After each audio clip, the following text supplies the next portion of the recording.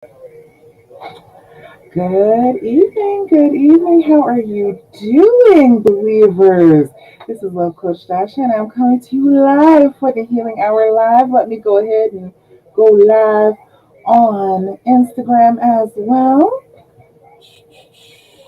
Got my mic, all right.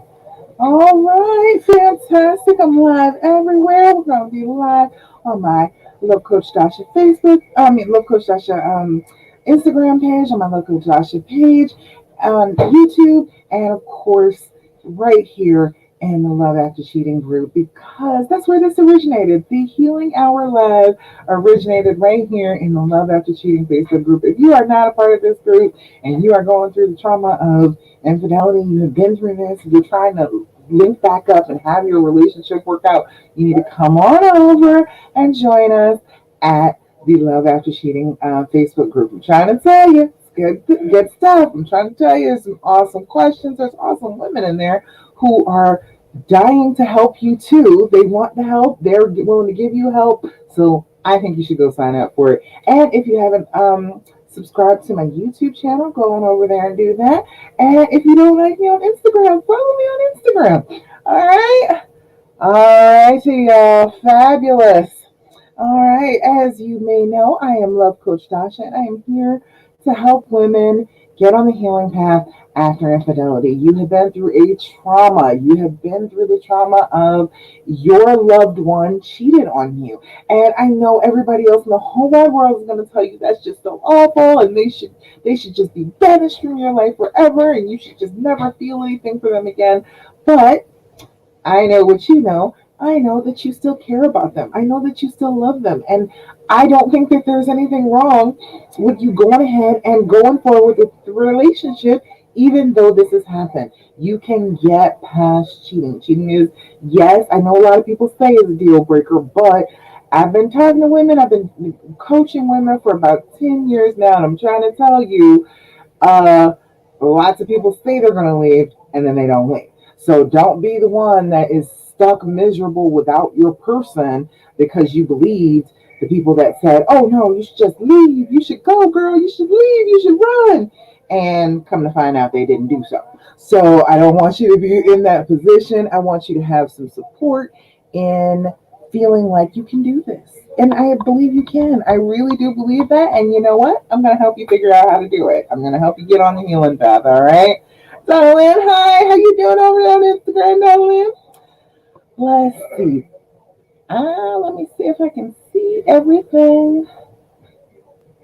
Nothing. Comments yet? Anybody here with me live? If you are here with me live, or if you're on the replay, it doesn't matter. Go ahead and hit me with some likes, some hearts, some love. Let me know that you are here, you are with me, you are joining me. You want to hear good stuff about getting on the healing path after infidelity. All right, Beth. Hey, Beth. I see you over there. Hey, how you doing?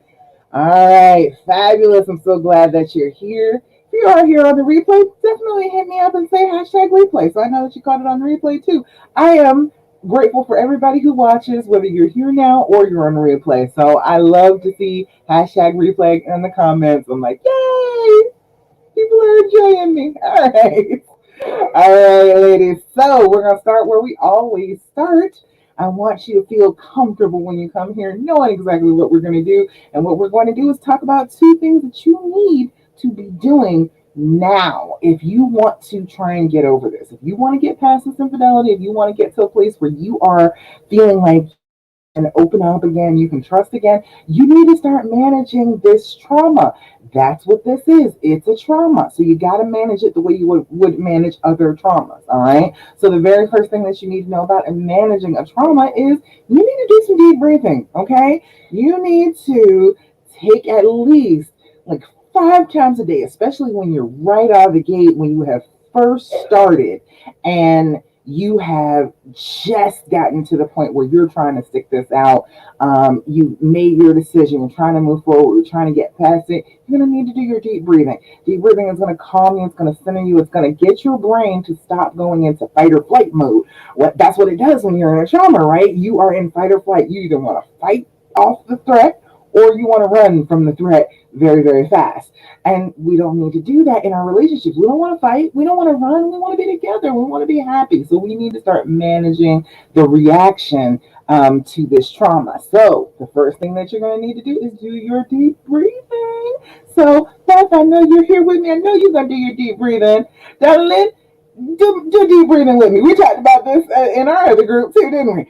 You got to do some deep breathing. You got to center. You got to be here now. Okay. All right. So what we're going to do is we're going to blow out. You're going to blow out because what happens when you get anxious, you get tight and you don't actually like exhale. Okay. So we're going to blow out like we're blowing out birthday candles. Try and deflate your lungs. Then you're going to inhale through your nose for a count of 4. All right. Nice and slow and even. If you can't breathe through your nose, allergies or whatever, that's fine. Breathe through your mouth, but for a count of 4. We're going to hold that breath for a count of 7. We're holding that breath. We're giving our body a chance to actually use the oxygen breathed in. And then we are going to blow out again for a count of 8. It's going to be a little difficult the first couple times you do it, but I promise you, if you practice, you will be able to do it. I want you to do this exercise 5 times a day. That is going to slowly just bring that anxiety level down. Every day, it's going to be pushing it back down to a place where you can manage it instead of being way up high all the time. All right? All righty, y'all. So we're going to do this 3 times. But remember, I said 5 times a day. All right. So first thing we're going to do is blow out. Make that noise. Inhale through your nose. 2, 3, 4. Hold it. 2, 3, 4, 5, 6, 7. Blow out. 2, 3, 4, 5, 6, 7, 8. Again. Inhale. 2, 3, 4. Hold it. 2, 3, 4, 5, 6, 7. Blow out. 2, 3, 4, 5, 6, 7, 8. Last time. Inhale. 2, 3, 4. Hold it. 2, 3, 4, 5, 6, 7. Blow out. 2, 3, 4, 5, 6, 7, and 8. Fabulous. Wonderful. Ladies, tell me how you feel. How do you feel when you do your deep breathing? Darling, how do you feel when you do your deep breathing? It should be a little bit more centering. You should feel like you are here now instead of like being transported back in time. You will feel your body. You will feel your lungs expand. You will feel your head get a little bit of a head rush because all of a sudden you have oxygen. All right. So it should be one of those things that brings you to the here and now, lets you center yourself, lets you focus on where you actually are instead of the pain of the trauma in the past. All right. All right. Fabulous. But it does. It makes you feel calmer, right? It does just okay. I can think again. I know it feels great when you do it, right, Dawn? It's like if I have a headache and I'm tense, I'm anxious, I go ahead and do my deep breathing. Do my deep breathing, it lets that tension right up across my head. So if you got like a tension headache, especially, it will work. Like sinus headaches and stuff like that, you can't really get rid of it. But if it's a tension headache, that focus on just being in your body and inhaling and exhaling, it makes you feel so calm, darling. Exactly. That's what it should do. You all are doing it exactly right if you're feeling calm. Okay. If it makes you feel a little bit more calm, more centered, that is exactly what it's supposed to do. You're doing it perfectly. Good job. All right. I do have a video on YouTube on my Love Coach Dasha channel. If you want to go over there, I walk you through it 5 times straight. So you can just sit with the video, play it over and over again if you want to, just to get yourself to that place. If you don't feel calm after the first time, do it again. It's perfectly fine and perfectly legal to get yourself an oxygen high by doing deep breathing consistently. It's all right for you to do that back to back to back to back to back. Nothing about it will hurt you. So go ahead and go for it, okay? It's going to make you feel great. Thanks, Madeline. All right, let's see. Let's see. What else is going on? We need to talk about journaling. We need to talk about journaling. Have you been doing your journaling? That's the second thing. That is the other thing that you're going to need to do to manage this trauma, to get to the place where you feel like you can center yourself so you can get control over the negative thoughts, where it's not overwhelming you all the time, where you have a little bit more insight about what's going on with you, you need to be doing your journaling, okay? I don't care what kind of journal you use, not at all right? It could be, this one was 99 cents, came from Walmart, okay? This one was $5, came from Five Below. See it on Instagram, see it on and everywhere. Look at that. I got a Golden Girls journal. Look at that. Beautiful. Doesn't matter what kind of journal you use, as long as you are using it consistently. That along with your deep breathing, those are two consistent habits that you need to develop. All it takes is about 60 days to develop a habit. If you do something consistently for 60 days, you will remember to do it. So give yourself that gift, okay? If you are trying to get past the trauma at all, you need to remember to do this. So when you're sitting down, what you want to do is write your date. That's the very first thing, the time that you're writing that. And you want to write your anxiety level. Your anxiety level is from 0 to 10. 0 is no anxiety at all. Everything is beautiful. God's in his heaven. All is right with the world. All right. Chances are you won't really be writing in your journal if you're at a 0, but I do recommend that. If you're at a 0 and everything is great, write that down. That's a good thing. You need to remember that for when all the bad things that you write down, they won't overwhelm you. You'd be like, well, wait a minute, I did have good days. There was a couple of 0 days in there. There was a couple of 2 days in there. All right, it wasn't as bad as I thought it was. Now, I'm trying to tell you, I love a journal. I change what I journal about on a regular basis, but I try and consistently keep up with journaling, talking about my feelings, thinking about my goals, things that I want to accomplish, because when you write it down, it's real. It is real for your brain. And so your brain knows that you're taking it seriously. So same thing works for the negative thoughts. If you are having all these negative thoughts and you write them down on paper, your brain is like, okay, she heard me. She heard that this is a serious thing. She wrote it down on the paper. I can let that thought go. And that, wouldn't that be beautiful if you could let some of the negative thoughts go? Oh, it would be so much better. So I want you to be practicing your journaling. At least give yourself like 5 minutes when you first wake up in the morning and right before you go to bed. If you do this first thing in the morning, it gets you organized. It makes you think about what you want to do for your day, gets you on track right off the bat. Then when you do it before you go to sleep, you're releasing some of the stuff that happened during the day. You're getting it out of your brain so that you don't have to sit there tossing and turning with it all night long. So when you do this, this is self-care, okay? This, doing your deep breathing on a regular basis, it is self-care. You need some self-care if you're going to try and get over trauma. That's just how it works. I know that a lot of the time you don't feel worthy. After this type of thing happens, after you've been cheated on, you don't feel like you're worthy. You don't feel like you're worthy enough to pick yourself up and give yourself these things. But I'm trying to tell you, you absolutely are worthy, okay? And the only way you're going to start to get past this is if you actually do things for yourself that show yourself that you care, that you are trying to get past it, that you are healing. And when you work on that, I'm trying to tell you, you'll feel so much better. All right, Felicia, you said you made it. Fantastic. I couldn't see it on the other page. How you doing, girl? I hope you're doing well. Have you been doing your deep breathing and your journaling? I hope you have. I'm big on those two things, and it's two very simple things. Like breathing should be one of the things that we naturally do, but when you're in a trauma, your breathing actually changes. You sip the air, you pant, you don't actually fully inhale and expand your lungs and then blow out and get all of that crud from down in the bottom of your lungs. You don't bring it up because you're breathing so shallowly. And people think that, oh, well, I'm breathing, it should be fine. But if you're not breathing correctly, you are causing yourself more distress. And we don't want any more distress. I think we have experienced enough distress through this. I'm pretty sure. All right. You say you're just trying to. Well, good. Try. That's all it is. You keep on consistent. If you are doing, you're not trying. Okay. If you do it, you did it. Right?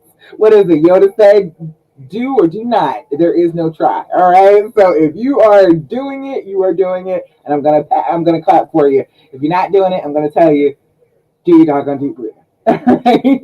Do your journaling. All right, ladies. Fantastic. So glad that you're here with me today. I love being able to talk to you all. This is a wonderful thing. All right, so it's Thursday. Let's talk about some good news. If you have good news and you want to share it, tell me. Let me know. Let me know some good stuff because we have to remember that the good stuff is a part of our lives too. When you've been through a trauma, it's very easy to just dismiss all of the good stuff that happens. It's easy to just be like, okay, well, no, that doesn't really count because I'm still hurting. But if you appreciate the good things, if you develop a practice of gratitude and really throw yourself into being grateful for just any little things that come up in your life, you start to find more things to be grateful for in your life. And then the pain gets less because you're finding those good things way more than the bad stuff. When you find that good stuff and you have thing after thing after thing you can list off, and you're like, wow, my life is actually pretty great. This one bad thing over here that has happened, yes, it sucks, but I also have wonderful, great things in my life. So this is not the only thing that's going on in my life. So I love to do Thirsty Thursday just for that reason. All right, let's see. What do we got? Jennifer, we were talking. Me and Jennifer were talking. Jennifer inspired me to go into the group. The Memory Monday question was asking about how your mother um, like behaved in a relationship, what relationship behavior she modeled for you, and what do you model after her. And me and Jennifer were the ones that came up with that. We were sitting here talking about that. She was telling me about her mom. So she's saying, I realized things about myself that I don't like. This is great news because now I can fix them. It is absolutely freaking wonderful news. It is wonderful to know for Thursday because that is the best thing that you can possibly know is that you can change. That is the most important thing that you will ever know in your entire life is that I can change. If I don't like it, I can fix it. I can do something different. I can feel better. All right? You know what I'm saying? It's a wonderful thing. I am so happy for you right there. That is a wonderful thing when you figure it out. So you figure out the parts of yourself. You're like, I could do without this. And when you're dealing with healing after cheating, this is a good time to start working on the stuff that you're like, I could take that or leave that. I don't feel like that's something that I have to have in my life anymore. When you're healing and you're putting yourself back together again, you might as well put yourself together in a way you like. Take away some of the pieces that you don't appreciate and go ahead and be happy with who you are once you get to that point where you are healed. So let's see. Alicia said, okay, wait. Let me finish Thursday Thursday and I'm going to answer you. But I'm glad you got questions. Fabulous. Felicia, I am going to answer your questions. Hold on. Let me just say the other beautiful Thirsty Thursday came from Kelly. Kelly was out here. Kelly, you've been with me for a long time, haven't you? Kelly said, I'm starting to have such a good relationship with God, myself, and my children. I keep those if I keep those priority, everything else seems so easy. Oh, and I'm almost 30 days sober. You said that like that was an afterthought, Kelly.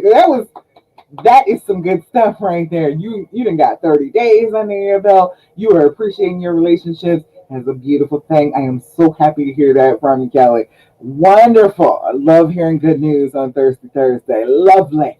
All right. Fabulous. All right. So now I can answer some questions.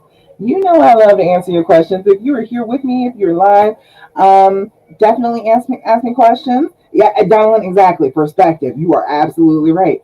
But ask me questions. Feel free to ask me questions about healing after this infidelity. I definitely will answer you. And if you don't catch it right now, if you catch this on the replay, go ahead and ask a question in the comments. I'll try to answer you then too. All right, let's see. Felicia said, is it weird to have thoughts when it seems like things are okay? You wonder what he is doing. That is a very good question, Felicia. That is actually something that everybody is going through. Most of the time, what happens is when things are going well, after you've had this big old trauma and you've just been all broken up inside and things start going well, your brain doesn't trust it. Your fight or flight response is activated. Your brain is like, no, Absolutely not. It cannot possibly be good after this bad happened. No, I'm not going to believe it. And I'm not going to let you believe it. And that's what it is. It's your brain just refusing to let the wall down. You are seeing that things are better. You are seeing that, damn, this is, things are working out. We're feeling the love. I'm opening up. I'm feeling pretty good about this. And you start to relax. And when you're starting to relax, like it's too good to be true, exactly. You start to relax, and your brain is like, mm-mm, no, no, I don't want to hear about this relaxing thing. No, no, no. I definitely want you to panic. And you said it was like that before. Before it was too good, and then bam, something bad happened. Well, I mean, that's life. Okay, there are gonna be good things that happen, and you are gonna be feeling the good things, and then bam, something bad is gonna happen, and that is just life. That doesn't mean don't enjoy the good stuff. That's not what that means. You gotta run with the good stuff while you got it. Okay, the bad stuff, it's gonna roll around in cycles anyway. It just is what it is. Even if it's not this particular trauma again, it could be any other thing. Any other thing could happen. So you never know what the bad is going to be. Okay, you can't be anticipating the bad forever and ever and ever. You're going to make yourself miserable. Okay, you are going to live a life where you are just empty and never experiencing joy and release and relaxation because you're constantly thinking about something bad going wrong. So when you do that, catch yourself. Just catch yourself and say, no, I am grateful for. Give yourself 5 things right off the bat I am grateful for. And then say, okay, if things went bad, do these things disappear? No, they don't. They're still there. Your good stuff is still there. Just because bad things happen, and bad things happen to good people all the time. I know you're a good person. Hey, bad things happen to good people all the time, but that does not mean that you can't enjoy every bit of the good that you get in the meantime. So yeah, I guess I get scared when I feel like I felt back in love again. Yeah, I get scared when I'm relaxed. That's what it is. When you're falling back in love again, you're relaxing. Your hormones are even different, and so it's letting down that wall. You're kind of reducing that cortisol level because your cortisol level is a stress hormone. It went up when you went through the trauma, and it's starting to fall back down in comparison to the other hormones that you get. You got that dopamine going, it's flowing and you're feeling good.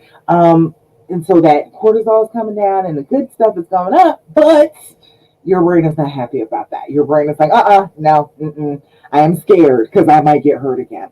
And the whole thing is if you keep catching yourself saying, I might get hurt again, you might as well just lay down in the dirt if that's what you're going to keep focusing on. You cannot get stuck on, I might get hurt again. I promise you, you will be hurt again. I promise. It may not be this, it may not be him, but it will be something. And that doesn't mean that in the meantime, you shouldn't enjoy every bit of the good you get. Because I ask myself, am I supposed to be this relaxed? Yeah, you are. You are. You absorb it, you take it while you can. That's why I'm big on even through infidelity, even if you're going through this and you're really upset with each other, you still need to celebrate everything that can be celebrated. You need to train your brain like, no, no, no, this is a special occasion, and I'm going to set the baggage down for a little bit, and we're going to party a little bit, and we're going to enjoy this time because we don't know when we're going to get this time again. You're expecting to be around for another birthday. You don't know that. You're expecting to be around for another Christmas. You don't know that. So another anniversary. You don't know that. So you got to go ahead and relax and enjoy all you can while you can. Okay. You need to make sure that you're purposely doing that, not avoiding enjoying yourself just because you could get hurt. All right. Nisha, you said, is it weird that we aren't Facebook friends? No. You live across the street from each other. You don't need to be Facebook friends. For what? You can literally look out your door and see his front door. You don't need to be, what you need to be Facebook friends about? You got people on Facebook that you talk to because you don't see them on a regular basis. But him, you see every single solitary day. He lives directly across the street.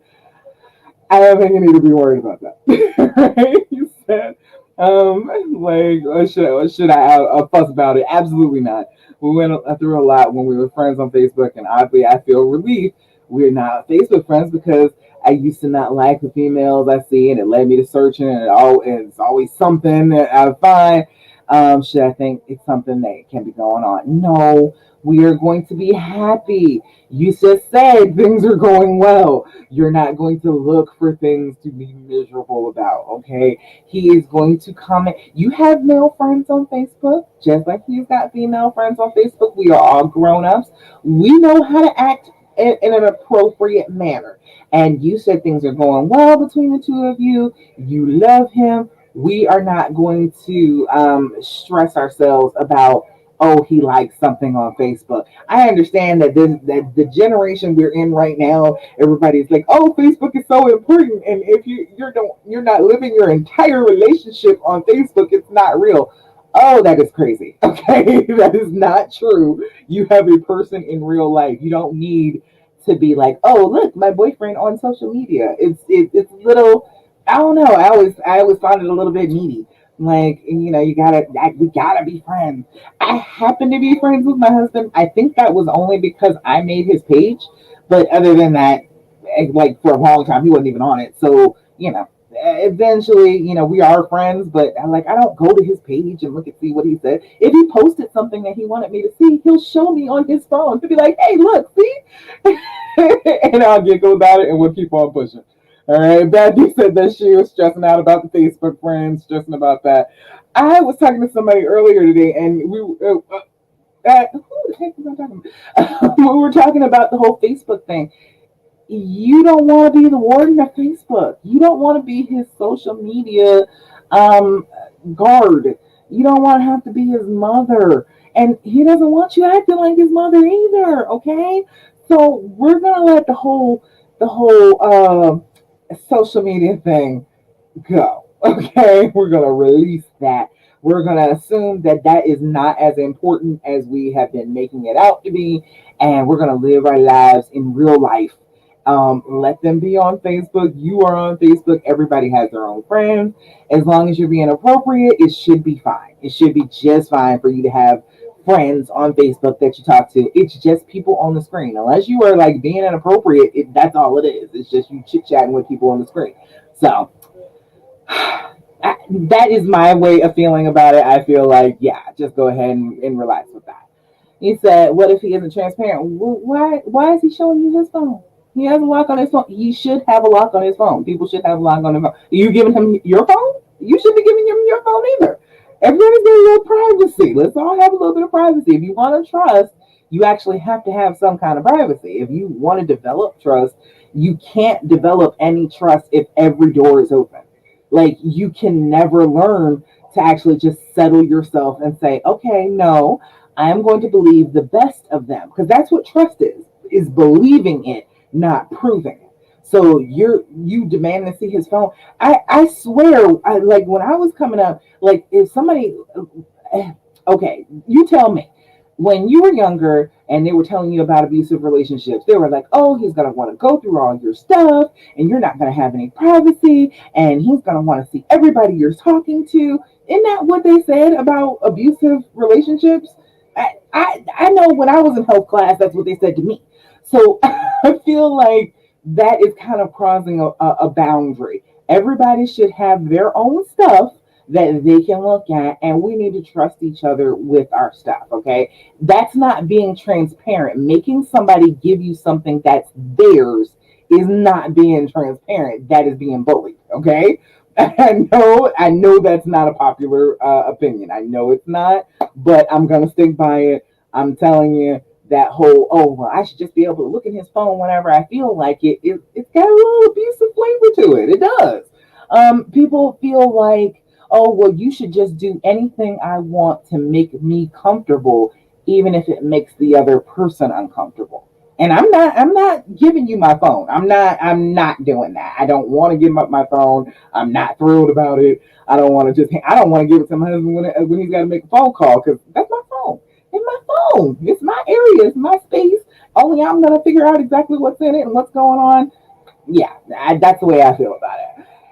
He says, okay, to seldom ask what's going on or if he is doing anything, especially when or if he asks me. What do you mean? Is it okay to ask what's going on? I mean, you can ask them what's going on, but not an interrogation. There's a difference between prying for information and just asking about somebody's day.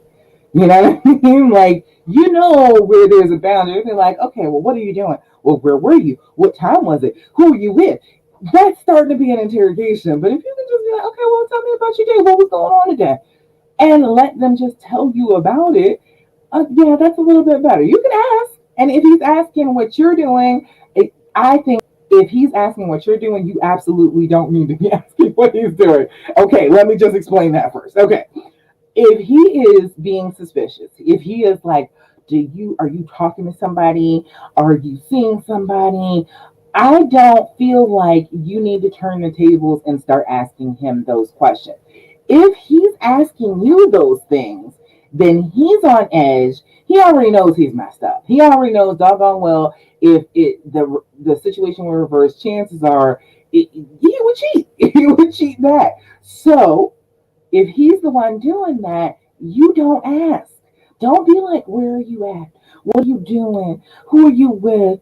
Who are you talking to on the phone? Don't do all that. If he's the one asking all the questions, stay in that position of power. Stay there. It's fine if he's asking you. It's cool. But and he knows he should be anxious. He knows he should, but you shouldn't have to be anxious because of his behavior. So let him be anxious, and you just chill. He said that's where you struggle. Where is it you struggle, Beth? I was talking too fast. I didn't catch you on that. Let me know. Let me know. But yeah, I'm like, if he's the one doing all that, let him. Let him pursue. Let him be worried. Let him be wondering. Let him be checking in. Let him do that. Yes, that's exactly what you want him to do, isn't it? I think. That's my opinion. I feel like if you're checking up on me, then that's where your focus is. You are focused. You are here. You are not out here looking around. Okay? So that's the way I feel about it. All right. He said, I have a bad habit, especially when he asks me if it makes me think he's guilty if he's asking me so much. He asks you if it makes you think he's guilty. Oh, he's so funny. Because he knows he's guilty. He knew he was guilty. He knew doggone well you shouldn't even have taken him back. He knows that he messed up. And yeah, he should feel guilty. Yes, he should. He should absolutely still be feeling guilty. Yes, he should. I don't feel like that's a problem if he's feeling guilty. I feel like that's exactly where we should be.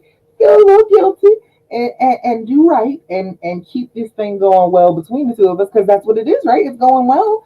If it's going well, we gotta keep up things the way they are. Things are going off the way they're supposed to. I am all for it. All right. Let's see. Anything, Brett?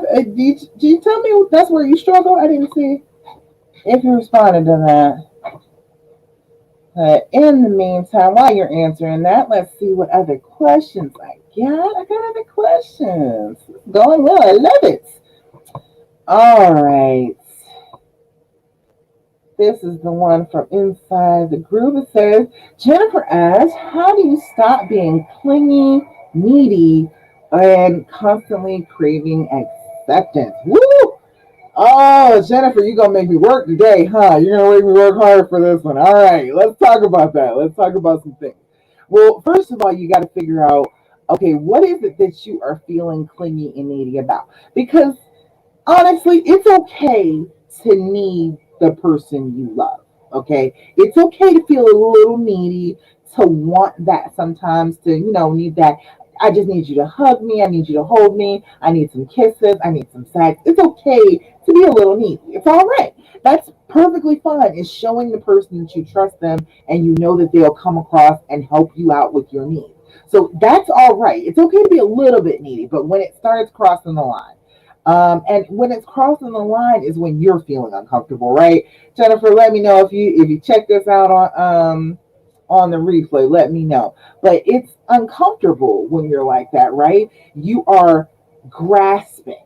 You're feeling like you need something, but you're not quite getting it, and they're not giving you what you need. And then you're feeling worse and worse about yourself and about the relationship because why is it that I'm not getting what I'm grasping for? So tell me, I think that's what it is. Everybody is here now. You tell me, does that sound like what it is that you feel like when you're in that needy place? You feel like you're I gotta have an easier time dealing with you. I want you to just give to me and make this feel better for me.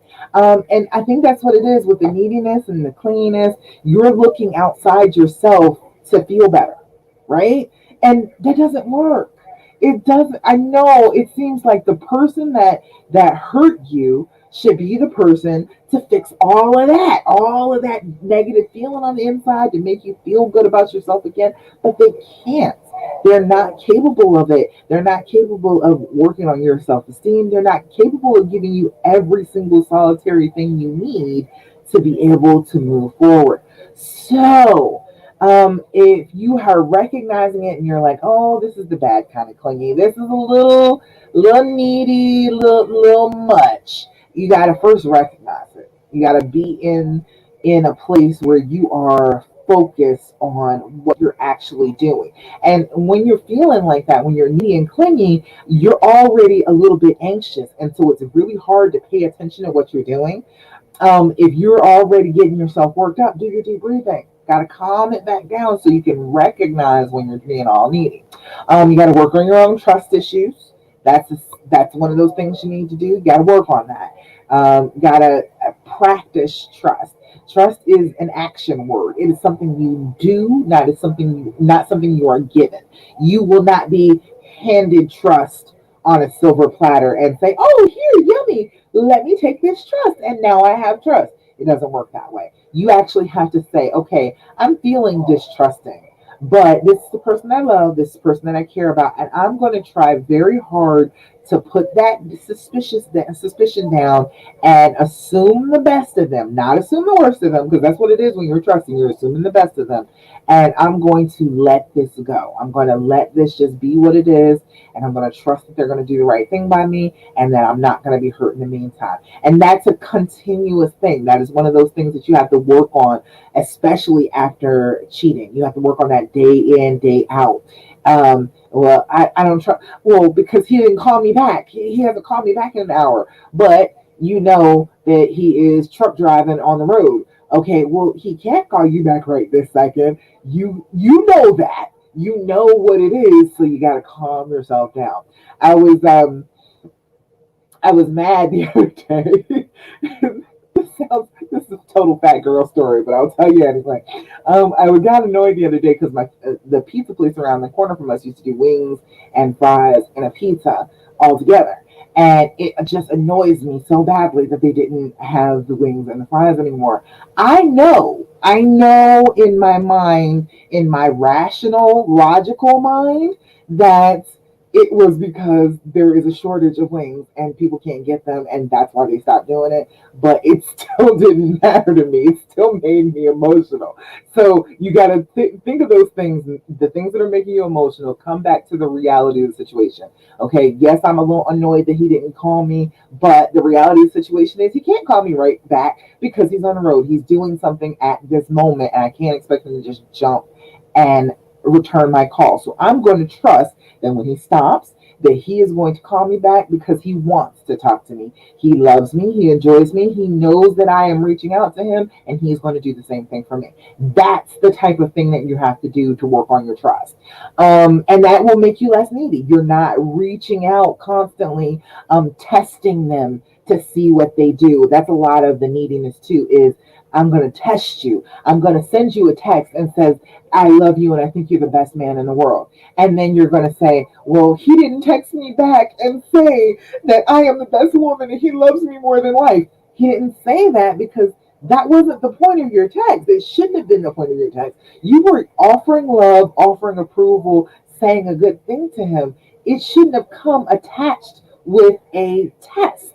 It should have been, "Oh, he could fail this forgetting a message of love. So you gotta work on the whole neediness, the reaching out, the trying to grab. Let him have space, and you have space. Okay, I'm not saying you just let him have space. He just runs around, does whatever the hell he wants to do. No, I am talking about equal space. I'm talking about he gets to go do stuff that he wants to do, and you release. You do not call him. You do not you start worrying him to death. You don't keep on asking him where he is. You don't ask him to FaceTime and show you all around the room. You're just going to believe in him that he's doing the right thing, and then you are going to have space. You are going to go out. You are going to go hang out with your friends. You are going to go out and do things that you enjoy doing on your own, and then not answer and not call when he's calling you. He shouldn't be calling you either. And chances are, if you go out without him, he's not going to be calling you because he's happy that you've gone out and you're having some fun and you're not on top of him. But if he does call you, he shouldn't be calling you. All right, everybody, we shouldn't be doing all that back and forth while we're out trying to have our own space. You need a little time away from each other. And especially with men, if you spend a little bit of time away from them, they recognize that they miss you, and that shows them that they love you, and then they want to be closer to you. When you're constantly in his face, he can't ever miss you. It suffocates him, and then he's always annoyed with you. That is another reason why you shouldn't be needy, and that's one to keep in mind when you're like, oh no, I want to be in your face, because he doesn't have a chance to miss you. He doesn't have a chance to feel that tug at his heart. Like, where is she? Why is she not here with me? Because you're right there all the time. So you need to take some space, focus on yourself. You need to find a hobby, a life, the things that interest you. I when I was trying to just like back off and just deal with myself, I wrote a book. I wrote a whole entire book. It's the Wifey Handbook. It's on Amazon, but I wrote an entire book pulling away from that. I gotta cling to you. I want to hear what's going on with you. I want to talk to you all the time. I gotta be with you all the time. When I took that away, I had time. I had time and space to be able to write a whole doggone book. So you could do the same thing. You could pursue a goal that you have been thinking about pursuing forever that you haven't been doing because you've been right up on your head. You got to deal with your anxiety. um, Remember, what does it feel like when you're like that? What does it feel like when you're clingy? Does it feel like tightness in your chest? Does it feel like twisting down here in your stomach and your solar plexus? Does it feel like you can't breathe? Does it feel like the blood is whooshing in your head? Does it feel like your vision is narrowing down? That is all signs of a panic attack. So if you are feeling like that, honey, you need to be doing your deep breathing. Keep telling you, it all comes back to the deep breathing. I'm trying to tell you, if you do the deep breathing, it will solve a lot of stuff. But that is going to relax you, get you to the point where you're not having the panic attack, you're not anxious, and it will calm you down and make it so that you're better able to not keep reaching out to him for reassurance. Your body language. Body language is really important. Very basically, if you're opened up, you're open. If you're covering yourself, you're closed. So if you're sitting there with your legs crossed and your arms folded and your head turned away and your feet facing the other way, all of your body language is run. All of your body language is I am closed off to you. So, open yourself up a little bit. Open yourself up to the whole world. Spread your arms, spread those wings. Hold your head up. Feel like you are safe in your space. When you do that with your body language can actually change how your brain works. And then, just build up your confidence, work on your confidence, tell yourself you're great because you are. I have a dedicated practice of telling myself how wonderful I am. Okay, I have made myself tell myself how beautiful and glamorous and gorgeous and brilliant and funny I am. And it sounds conceited when you say it out loud, but if it's in your head, nobody else hears it, so you might as well go for it. Okay? Nobody can judge it inside your head. All right. All right. So does that, Jennifer? You let me know. Does that help you a little bit with the whole needy, craving acceptance, and then figure out why Why is it that he has to be the one that give you what you need? Why is it that he has to be the one to give you acceptance? You can't accept yourself? You gotta work on that. You gotta work on that. You gotta work on, hey, I am a great person all on my own. I can accept me if nobody else is accepting me. I can do for myself if I'm feeling needy. I can do things for myself. I can take care of me. And when you start to do that, you feel really good about yourself. You feel really good about yourself when you start to do that. So I hope that helps. I hope that's a little bit of something for you right there. Let's see. Beth, you told me you said, oh, on the social media and being suspicious. Well, it's okay if you are suspicious. How you feel is just how you feel. Okay. Let's not delve too deep in. Well, I feel like that, so then I'm wrong for feeling that. You feel however you feel. The feelings, they're gonna come and go. Feelings are temporary. Okay. We've got to remember that. As we go forward and we try and heal the negative stuff, it will come and go. The positive stuff, it will come and go. So we're not going to hold on to the feelings. Just understand that, okay, I am suspicious, but I am choosing to believe the best. I see him behaving well towards me. We are doing well together. We are loving on each other. Things are going well in our relationship. I'm going to believe the best of him. I'm going to believe that he's not doing anything that he shouldn't be doing on social media. Does that make sense? It's just a fact of you can feel however you want to feel, but you can also change your mind. You can focus on telling yourself a message enough that you actually change your mind about something.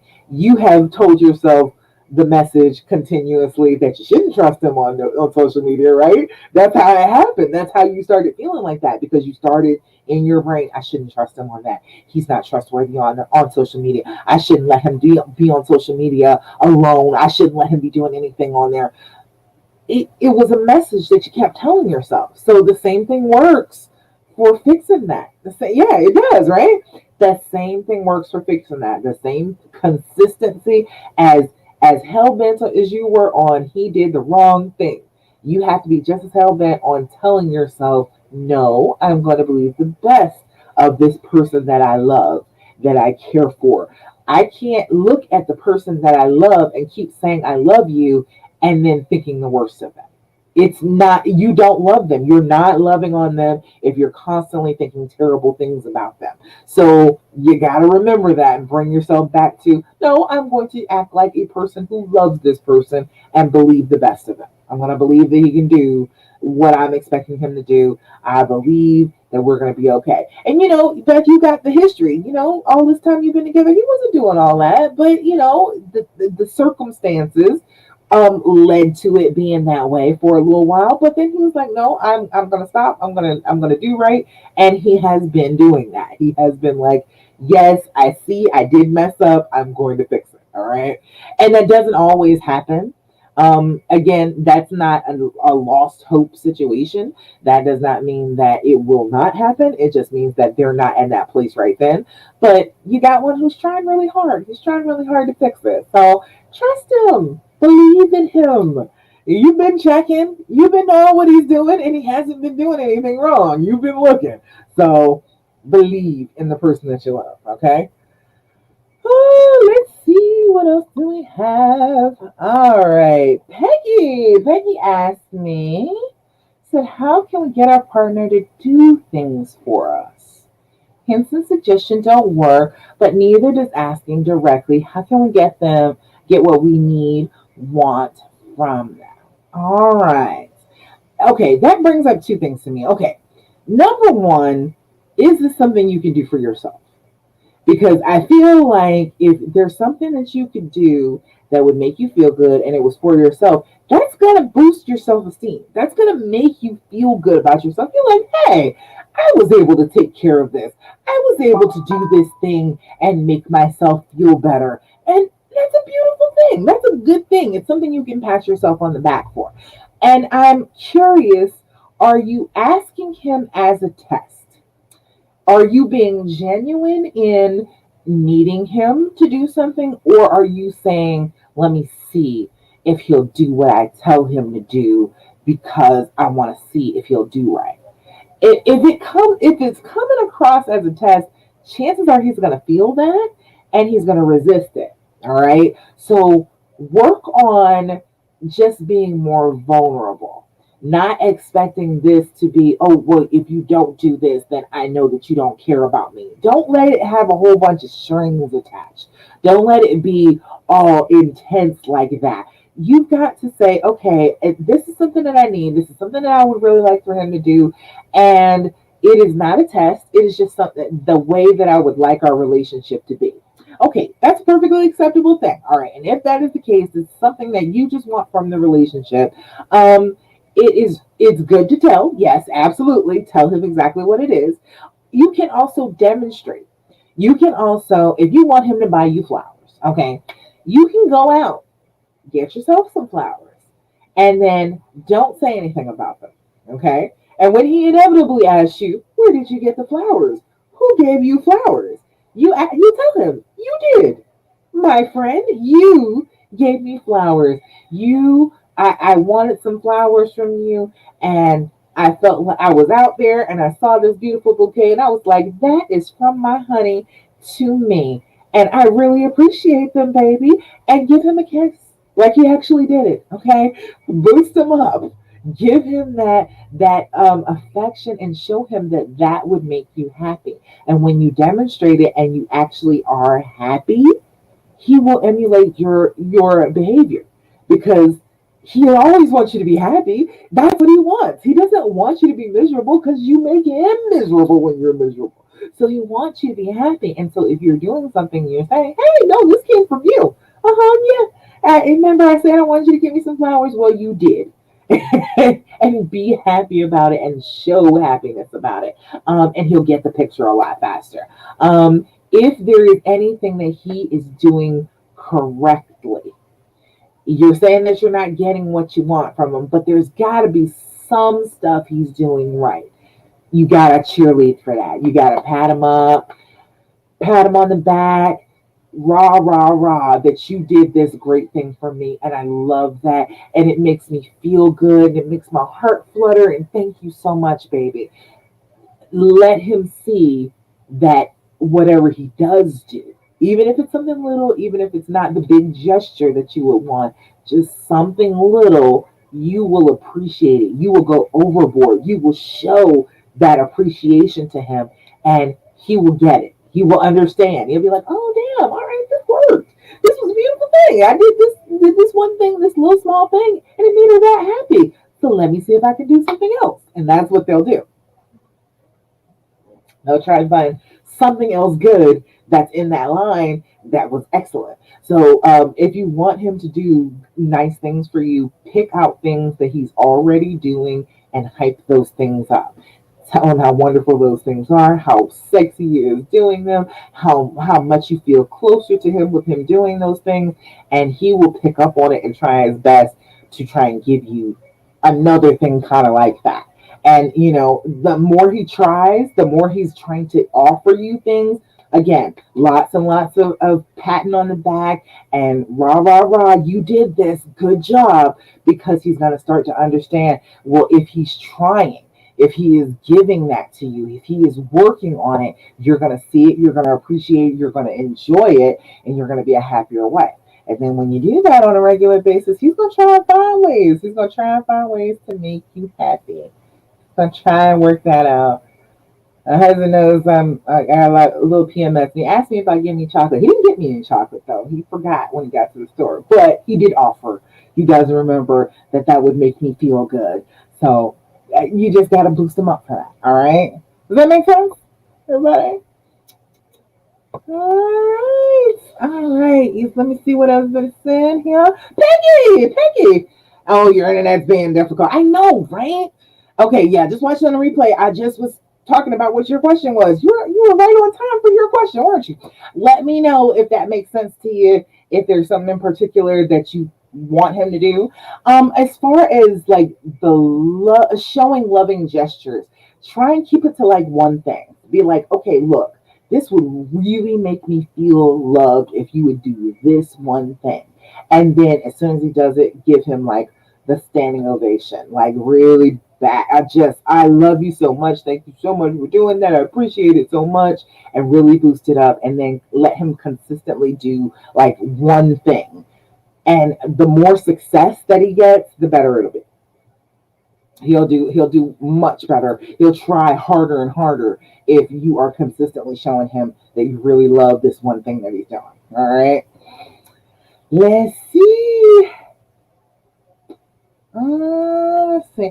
So it does say, yes, he said he really appreciates when I'm supportive, right? And so I'm looking for opportunities to tell. They really do, they respond to it. They do. They don't respond to telling them how badly they're doing and how much better they could be doing and what they used to do good. They don't respond well to that, and they don't get the hint. So it's perfectly pointless, and it's just making them feel bad. And then it's making you feel bad because you keep feeling like you have to keep saying the same thing over and over again. Trust me, it works a whole lot better when you use positive reinforcement. It really does. Consistently talking about, how hurt you are with what he did does not make anything better. It does not fix anything. It doesn't make him.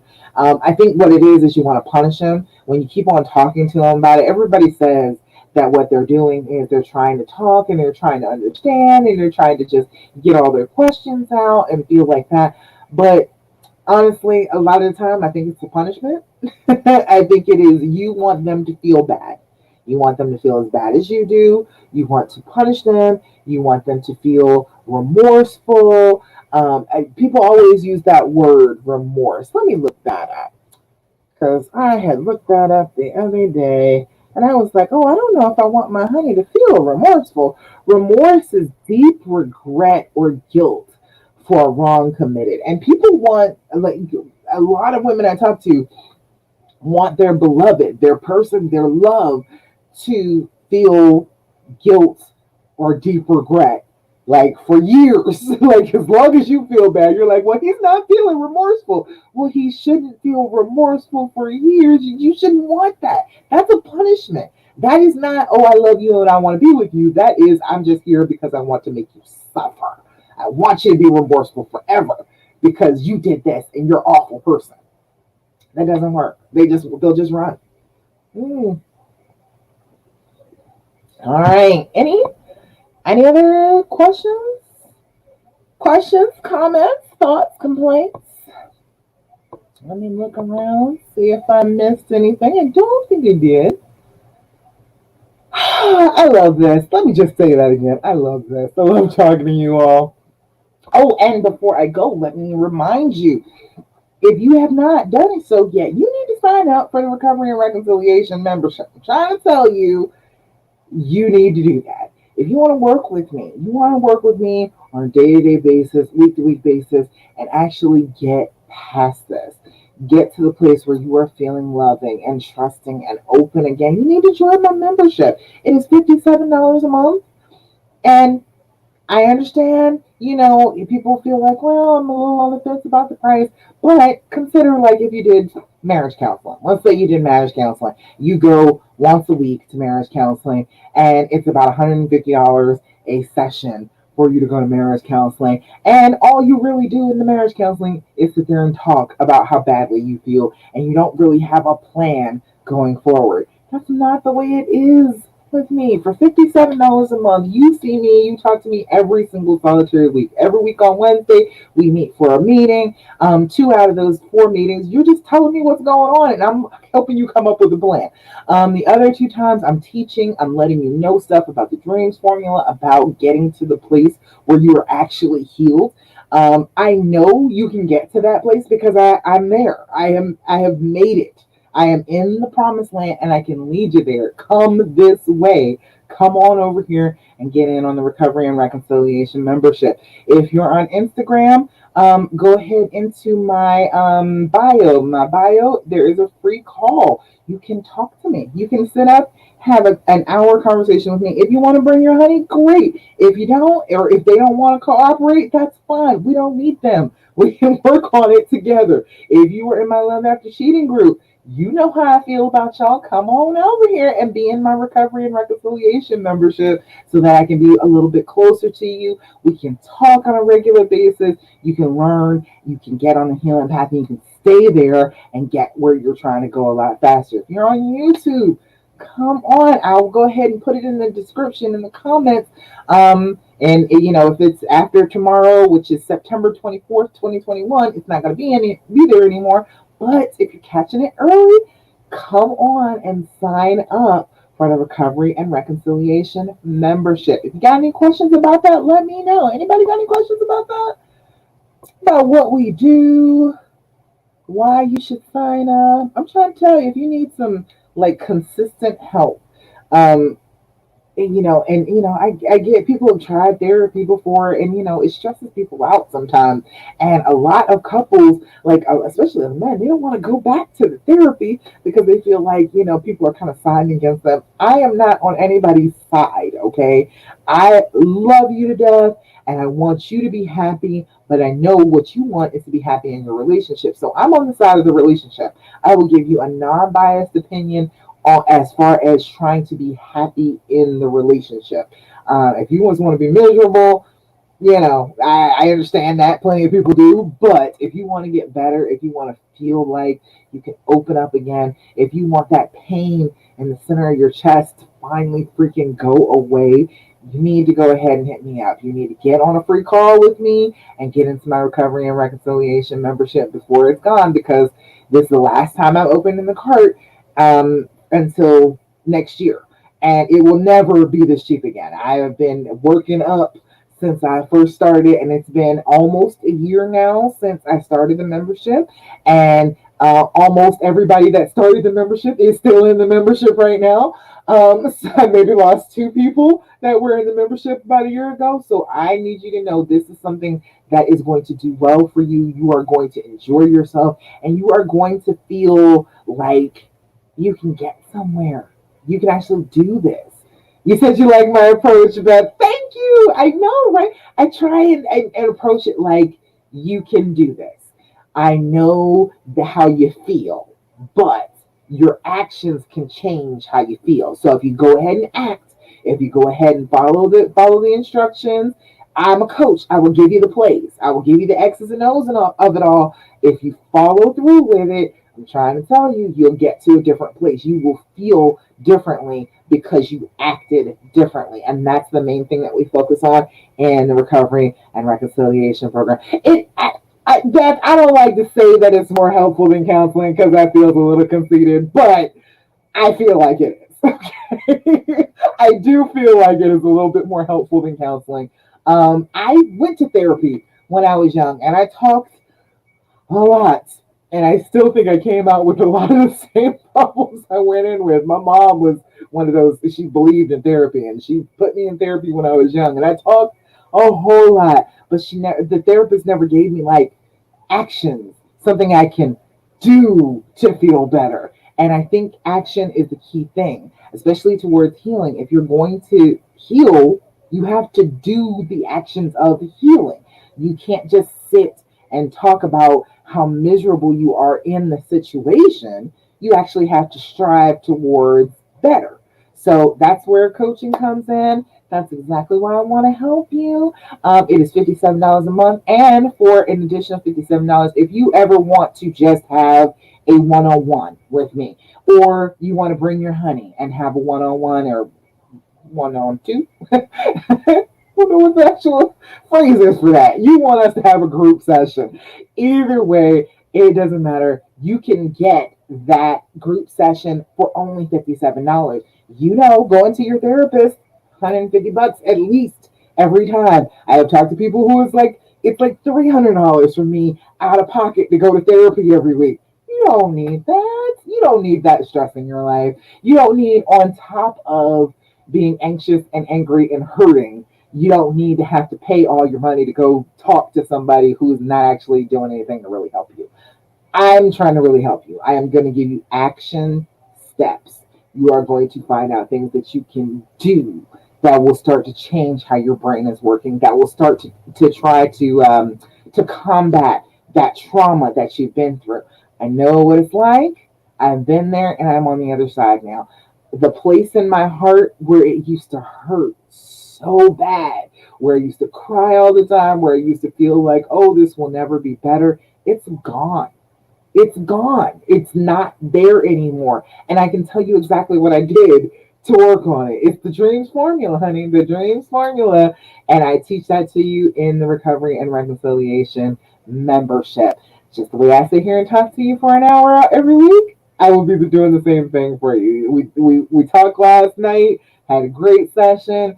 I think next week we start off with the S of the dreams formula, and then we start all over after that. The S is support, and that's what I'm here for. I'm here to give you some support. So please, really consider coming and joining my recovery and reconciliation membership. I'm trying to tell you.